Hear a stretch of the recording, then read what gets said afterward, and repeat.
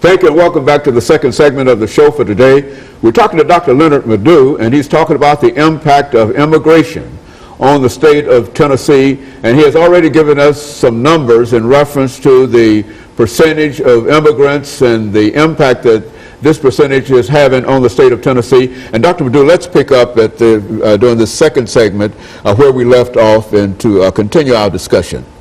Like I said before, we have about 306,000 immigrants in the whole of the state of Tennessee. Out of this number, about 106,000 are citizens, of the state. And then you have the green card holders and all the rest.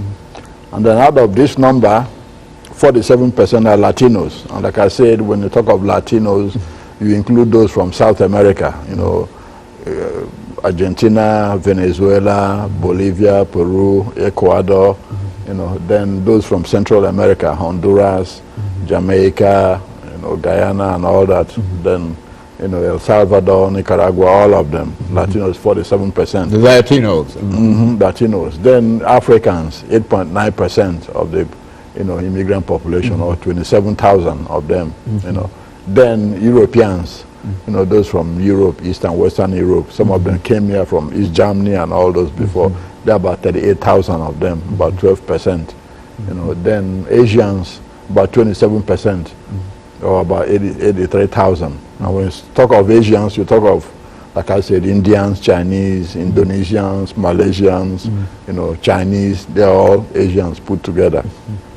And out of this, you have 4.8%, according to the last, information census.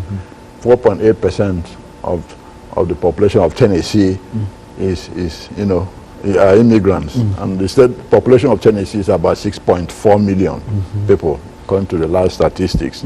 3% of immigrants are registered voters, so you can see the impact that's going to have politically. So out of this number, also you have, when you talk of the children of immigrants, 82% of the children of Hispanic or Latino immigrants are English proficient. 92% of the children of Asian, families are English proficient. 95% of the children of African immigrants are, English proficient. So you can see, the Africans, the Asians, then the Latinos. And the African immigrants, most of them predominantly come from English-speaking countries. So they're already, used to English as a language. And then also those from Asia, like Indians, Pakistanis, Malaysians, they're also used to English language, rather than the Asian, the Latin American, immigrants' children. Now, the undocumented workers in Tennessee contribute or pay about $175 million in taxes. $175 million in taxes. Exactly. These are the undocumented immigrants. That's correct. Folks that we really want to run out of town and don't want to believe that they're taking the jobs away from everybody. That's correct. They contribute $175 million in taxes to the state of Tennessee. And according to labor statistics, if you have to run all the undocumented workers out of Tennessee, the state will lose about $3.8 billion and also 22,000 workers. So you know how big that is. Now, with the legal immigrants, or everybody put together, in 2010 or 2007 to 10, the purchasing power of the Hispanic population is $6.1 billion, the purchasing power. The purchasing power of the Asian, population was 3.8 billion. The purchasing power of the African immigrants were about 500 million. Now, on business and ownership of business, the Asian community owned about 12,000 businesses, generating a receipt of about 3.5 billion. The Hispanic community had about 9,000 businesses, generating receipts of about 1.6 billion. The African community, about 1,000 businesses, generating about 500 million. So you can see how much revenue immigration brings to the state. Okay. It brings more than it takes out. Yeah, exactly.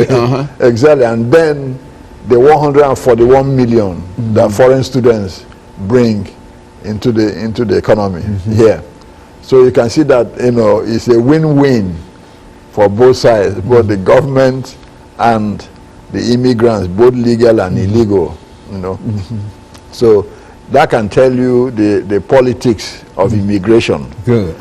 Now, some people want them to go, but at the same time don't want them to go.